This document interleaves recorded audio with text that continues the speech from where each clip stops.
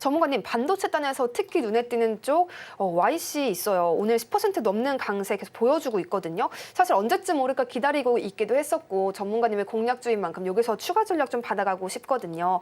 GTC 개막과 함께 좀 본격적인 움직임 나왔다. 이렇게 파악해도 괜찮겠죠? 우선 반도체 쪽 섹터는 삼성전자의 주가 흐름들이 긍정적으로 좀 볼 수가 있을 것 같아요. 계속적으로 리포트가 나오고 있는 그런 상황에도 반도체 업황이 좀 개선될 거다라는 그런 얘기들이 좀 많죠. 그렇기 때문에 삼성전자가 하이닉스보다 조금 더 안정적인 측면이 있다라는 부분들을 좀 말씀을 드리고 싶고요.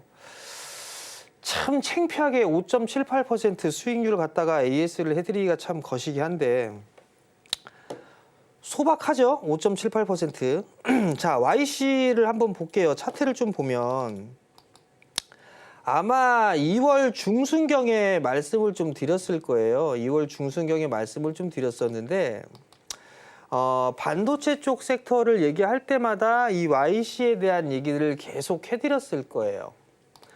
눈치 빠르신 분들은 아마 추가 매수를 했다라면 수익은 좀 더 크게 나오지 않았을까라는 좀 생각이 듭니다. 충분히 매수에 대한 기회로 삼을 수가 있을 거고 없는 사람이라면 충분히 매수할 수 있는 그런 기회도 나왔어요. 삼성전자가 반도체 업황이 개선되게 되면 낸드 쪽 개선된다고 했죠. 가격 올라간다고 했죠. 그러면 이에 따른 소부장 종목군들도 따라 움직이는 그런 모습들이 나오고 있고요.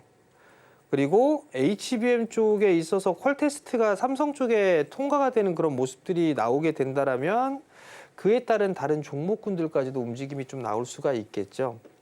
거기에다가 어떤 종목을 사야 될지 모르겠다 싶으면 삼성전자가 투자를 하고 있는 지분 투자를 하고 있는 그 기업들을 보시면 됩니다라고 말씀을 드렸을 거예요. 삼성전자 11% 갖고 있죠. YC를. 지분 투자를 해서 11% 정도의 지분을 가지고 있는 상황입니다. 자, 요 화면에 있는 보이는 종목군들이 전부 다가 삼성에서 투자를 하고 있는 기업들이에요. 이 기업들 자체가 여전히 괜찮은 모습들을 보여주고 있죠. SNS텍 양호한 그런 모습들을 보여주고 있고요. 동진세미캠 계속적으로 치고 나가는 그런 모습들을 보여주고 있고요. FST 양호한 모습들을 보여주고 있고요. DNF 같은 경우도 바닥을 만들고 돌아서는 그런 모습들이 나와주고 있죠. 뭘 살지 모르겠다 싶으면 이런 종목군들을 사는 겁니다. 원익 IPS 삼성에서 지분 갖고 있는 그런 사항들이죠. 원익 홀딩스도 마찬가지고요. 얘는 너무 많이 올랐습니다. 제껴버리고 솔브레인도 마찬가지죠. 이런 종목군들이 전부 다 삼성전자가 지분을 가지고 있는 기업들입니다. LOT 백큐ම්, 클린룸 설비 만들죠. 펌프. 이쪽도 마찬가지로 삼성이 지분 투자를 하고 있고요. 결론은 HBM 단이라든가 이런 기업들도 삼성 관련주로도 있는 그런 사항들이겠지만 지금은 레거시 쪽의 종목군들의 반등이 여전히 좋습니다. 그렇다면 많이 못 올랐던 그런 종목군들이 여전히 기회의 요인으로 될 수가 있겠죠. 아마 반도체 쪽 더 올라갈 겁니다.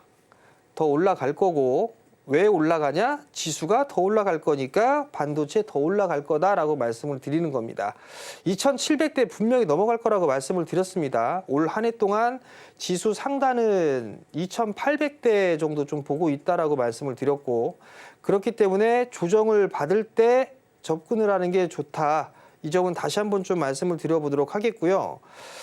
여기에다가 또 말씀을 드리는 부분들이 오늘 이제 그 GTC 2025 하면서 SK 하이닉스가 소캠 관련해서 반도체도 공개를 했죠. HBM 최초로 HBM4에 대해서도 공개를 했고요. 거기에 따른 반도체 쪽에 있어서 주문형 반도체 쪽도 흐름들이 나올 수 있을 거라고 말씀을 드렸을 겁니다. 그들 종목군들이 올라간 게 하나도 없습니다. 그럼 그런 종목군들도 관심 있게 볼 필요성이 있겠죠. 그런 부분들 좀 기억을 하시고요. 조정받으면 매수하세요. 어제처럼 떴다가 밀려버렸을 때 올라간다라고 생각해서 따라 들어가면 오히려 더 안 좋아요. 안 좋은 그런 모습들이 나올 수가 있으니까 조정을 받을 때 그때 매수를 하는 전략이 좀 좋겠다라는 말씀을 드리도록 하겠습니다. HVM 오늘 0.65% 내리면서 현재 22,950원 부근에서 거래 이어가고 있습니다. 여기에 대한 조언은 또 어떻게 더해 주실까요? 글쎄요. HVM이 신규 상장 종목인데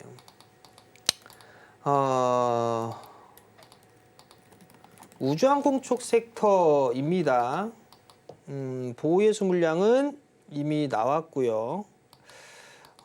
자, 우주항공 쪽 섹터는 시간이 지나면 지날수록 관심을 받기 시작을 할 거예요. 그렇게 되면 HVM도 흐름들이 나올 수가 있을 겁니다. 추가 매수는 좀 그래요. 비중이 40%면 너무 큽니다. 여기서 더 추가 매수를 하게 되면 또 애매해요. 그러니까 추가 매수는 안 하시는 전략이 좀 좋을 것 같고, 요건 좀 시간이 필요할 거예요. 왜냐하면 하반기 때, 그러니까 상반기 때 좀 이슈라든가 이벤트들이 있던 게 좀 밀렸어요. 그렇기 때문에 상반기 말경부터 이슈가 시작이 되거든요. 그렇기 때문에 그때 다시 관심을 가질 수가 있을 거예요. 우주항공 쪽 섹터는 통신 쪽이라든가 뭐 이런 쪽에 연관이 있어요. 국방 쪽에도 연관이 있고요. 그리고 지금 우주항공청에 있어서의 예산도 계속 늘어나고 있죠. 뭐 우리나라 같은 경우도 발사체 이 연구도 좀 하고 있고 화성 프로젝트도 있고 시간이 먼 얘기지만 여러 가지 이슈가 있어요. 그리고 HVM 같은 경우는 제가 알기로는 이 스페이스X의 공급을 좀 하는 걸로 알고 있습니다. 우주항공 쪽 섹터 같은 경우는 트럼프 대통령도 계속 키우려고 하고 있죠. 여기다 한 가지 더. 미국이 중국을 계속 억누르고 있어요. 근데 중국이 신기한 일을 저질렀습니다.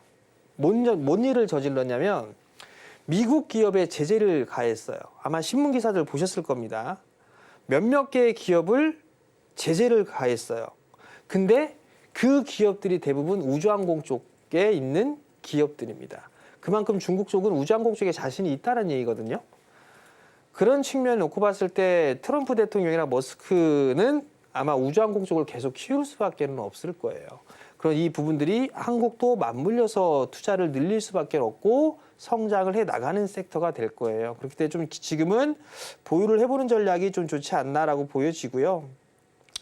못 가더라도 기본적으로 3만 원 위로는 넘어가지 않을까라는 좀 생각이 들어요. 비중이 너무 크기 때문에 29,000원에서 3만 원 요 정도 가게 되면 절반 정도는 좀 줄여 놓으세요. 챙겨 놓으시고 나머지만 좀 끌고 가보는 그런 전략을 좀 말씀을 드릴 테니까 참고하셨으면 좋겠습니다.